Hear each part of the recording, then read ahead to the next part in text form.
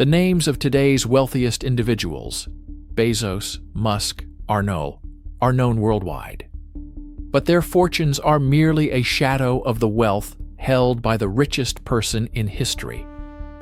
His name was Mansa Musa, the ruler of the African Mali Empire in the 14th century.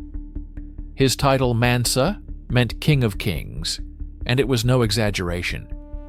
His wealth was so immense that modern economists cannot accurately quantify it, often resorting to the term incalculable.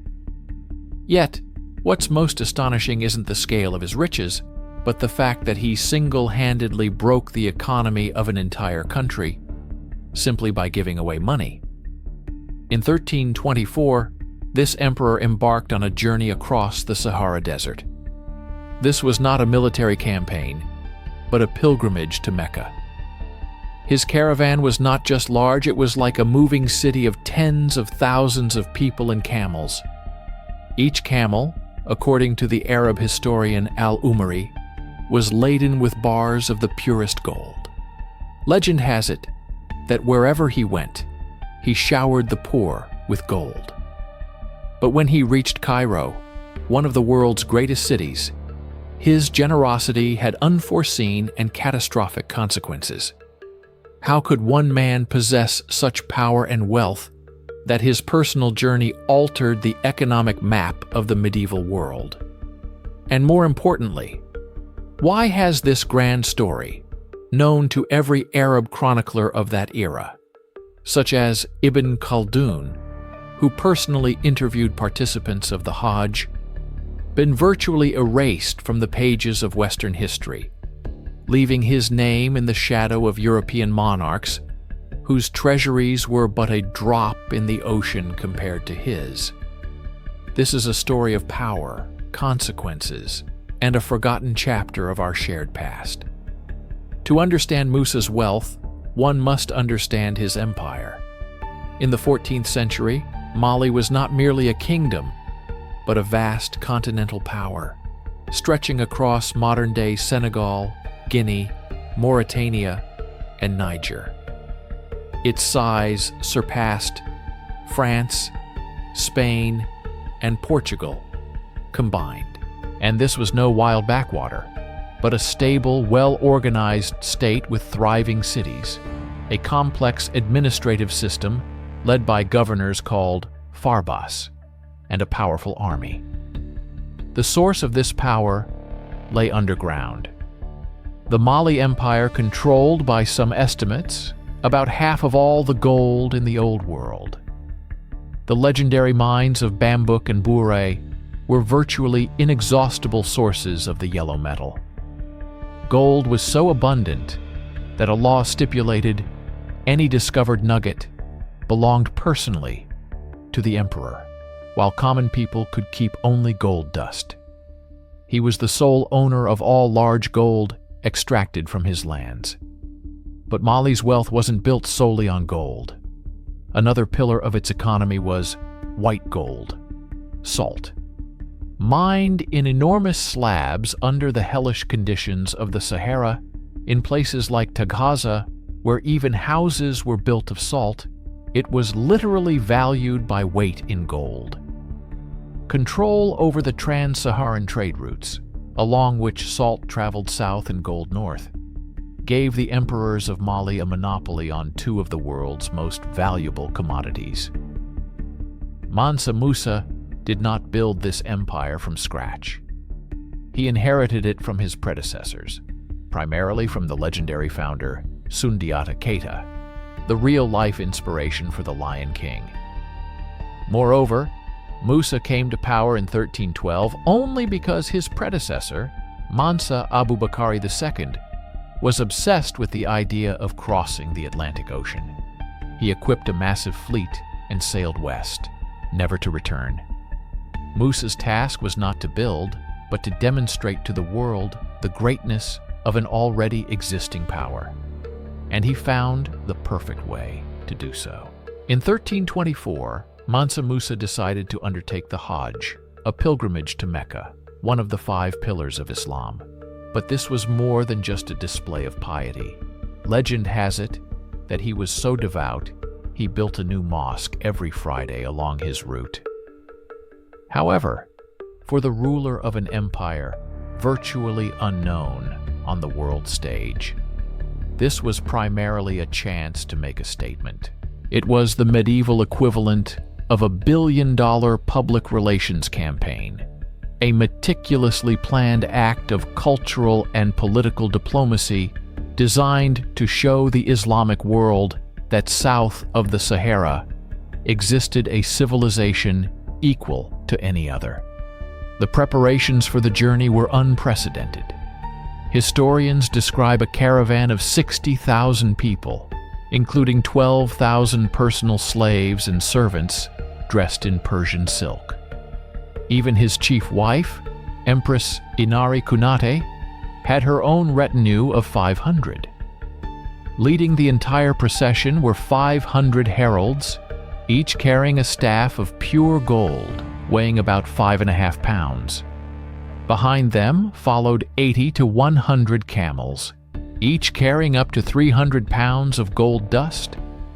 This was not just a caravan, it was a moving demonstration of power, wealth, and impeccable organization.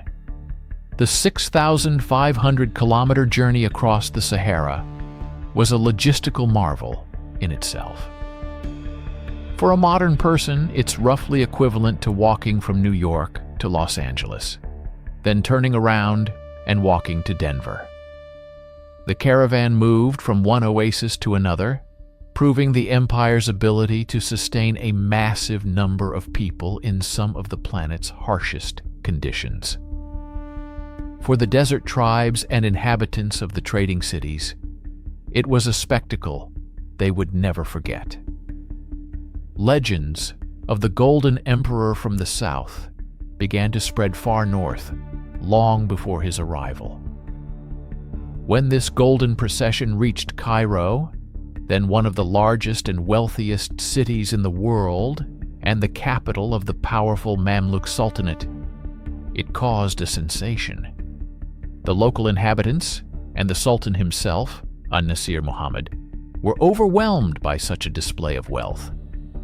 Initially, Musa, according to strict court etiquette, was expected to kiss the ground before the Sultan, but he politely refused, stating that he bowed only to Allah. This was a subtle but clear diplomatic signal. He came not as a vassal, but as an equal. During his 3-month stay in Cairo, Musa distributed gold lavishly. The Arab historian al-Umari, who visited the city 12 years later, wrote that there was not a single emir or official in Cairo who had not received a gift of gold from Musa. He donated to mosques, gave presents to the nobility, and showered gold upon merchants in the markets and common people in the streets. He did not bargain. He simply paid any price asked, essentially treating gold as we would treat loose change. His generosity was boundless, but he did not understand that the laws of economics apply even to emperors. The effect was catastrophic. This was the medieval equivalent of a government today printing trillions of dollars and dropping them from helicopters. Such an enormous amount of gold was injected into Cairo's economy that its value is estimated to have plummeted by 20 to 25%, almost overnight. Prices for all goods, food, clothing, housing, skyrocketed, triggering hyperinflation. Egypt's economy, one of the pillars of Mediterranean trade, entered a recession that, according to chroniclers, lasted for over a decade. Mansa Musa had crashed the market, unintentionally. On his return journey from Mecca, Musa again passed through Cairo, and he saw the consequences of his generosity. Realizing what he had done, Musa took an unprecedented step. He performed what could be called history's first unilateral quantitative tightening. He attempted to withdraw excess gold from the economy by borrowing it from Cairo's moneylenders at such incredible interest rates that it became a legend in itself. This is perhaps the only instance in history where one man first crashed and then single-handedly tried to save the economy of an entire country. News of the ruler who could single-handedly manipulate the price of gold spread throughout the known world like wildfire along the Mediterranean trade routes. Merchants from Venice, Genoa, and other European centers who witnessed this economic miracle in Egypt brought the story home. For the first time, West Africa appeared in the European consciousness not as a hazy land of monsters, but as a real place, a source of unimaginable wealth. Mansa Musa literally put his empire on the world map. The most striking evidence of this is the famous Catalan Atlas of 1375, created by cartographer Abraham Cresques for the King of Aragon. These were the Google Maps of their time. On it, in the center of West Africa, where monsters were previously drawn, sits a dark-skinned monarch on a throne, wearing a golden crown, holding a scepter, and a massive gold nugget. The caption reads, "This Black Lord, Musa of Mali, is the richest and most noble of all these lands, due to the abundance of gold that is found in his country." For Europeans, it was a true treasure map. However, Musa's journey was not just about displaying and spending gold. It was history's most expensive brain shopping tour. In Mecca and Cairo, he actively recruited the best minds of the Islamic world. Architects, scholars, poets, theologians. He convinced them to return with him to Mali, offering fortunes that were impossible to refuse. He understood that true wealth was not just metal, but also knowledge. He brought home intellectual capital that would forever change his empire. Upon his return to Mali, Mansa Musa immediately began the most ambitious building program in West African history. His journey had given him a clear vision. His cities, especially Timbuktu and Gao, were to become not just wealthy, but great. Centers of knowledge capable of rivaling Cordoba or Baghdad. Under his patronage, Timbuktu transformed from a dusty trading post on the edge of the desert into a legend, synonymous with an unattainable and mysterious center of wisdom. Not only salt and gold flowed here, but also the most valuable commodity, books. The trade in handwritten manuscripts became one of the most profitable industries, and the books themselves were valued more than any other commodity, except perhaps salt. Along with scholars, Musa also brought a new architectural style. The poet and architect Abu Ishaq al-Sahili, whom he brought from Andalusia, built several iconic buildings for the emperor. He used adobe, fired clay bricks, which were ideal for the local climate. His creation, the Great Mosque of Djinguereber in Timbuktu, stands to this day, becoming a symbol of the region's architecture. But his main project was the development of the Sankor Madrasa. He transformed it into one of the greatest universities in the world. Its libraries, by various estimates, housed between 400,000 and 700,000 manuscripts. This was more than all the libraries of Europe at that time combined. The number of students reached 25,000, comparable to the entire population of London during that era. While Oxford and the Sorbonne were just taking their first steps, a vast intellectual center flourished in the heart of Africa. Mansa Musa's reign marked a true golden age for Mali. The empire reached the peak of its power and cultural flourishing. The famous traveler Ibn Battuta, who visited Mali shortly after Musa's death, was struck by the absolute safety on its roads, noting that a traveler had nothing to fear throughout the vast territory. He used his wealth not for personal luxury, but to build a prosperous, educated society. His true legacy is not the gold he gave away, but the knowledge he brought home and nurtured in the desert. But great empires often rest on the shoulders of great leaders. After Mansa Musa's death in 1337, his successors lacked his vision and talents.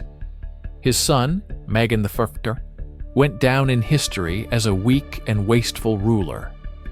Internal disputes over the throne and power struggles began to undermine the stability he had built. The weakening of the center made the empire vulnerable. To the north, Tuareg tribes began to raid wealthy trading cities, including Timbuktu. To the east, ironically, the city of Gao, which Musa had incorporated into his empire, became the center of a new, rising power, the Songhai Empire. It challenged Mali's dominance and eventually absorbed much of its land. But the decisive blow was struck not by armies, but by technology. In the 15th century, Portuguese caravels, drawn by the very legends of gold that Musa had spread, reached the coast of West Africa. They opened a sea trade route, creating a sort of superhighway for gold that bypassed the desert. The trans-Saharan routes, which had been the lifeblood of Mali, rapidly became obsolete. The empire's economic foundation was undermined, and it slowly faded away, like a dried-up river. So, who was Mansa Musa in the end? A paradoxical figure. A ruler whose generosity proved destructive, yet whose wealth was constructive. His journey not only triggered the first documented global financial crisis, but also forever etched his empire onto the maps and into the consciousness of the world. He performed a kind of alchemy, transforming material gold into cultural capital, creating a center of knowledge in the heart of Africa that was ahead of its time. But why was this story practically erased from Western consciousness? With the decline of the Mali Empire itself, and then the advent of colonialism and the transatlantic slave trade, African history came to be viewed through the prism of European dominance. The narrative of a powerful, wealthy, and highly educated African empire was simply inconvenient for the colonial narrative, which justified its intervention by portraying the continent as backward. A Eurocentric view of history left no room for African emperors whose achievements were equal to those of Europeans. The story of Mansa Musa forces us to reflect on the nature of wealth. The gold he distributed depreciated and disappeared, but the Jingureber mosque he built still stands. And the knowledge he gathered in the libraries of Timbuktu has survived centuries, proving its enduring value. His legacy is a reminder that true value is measured not in metal, but in ideas, and that our understanding of the past is incomplete, with the greatest chapters of world history still waiting to be read.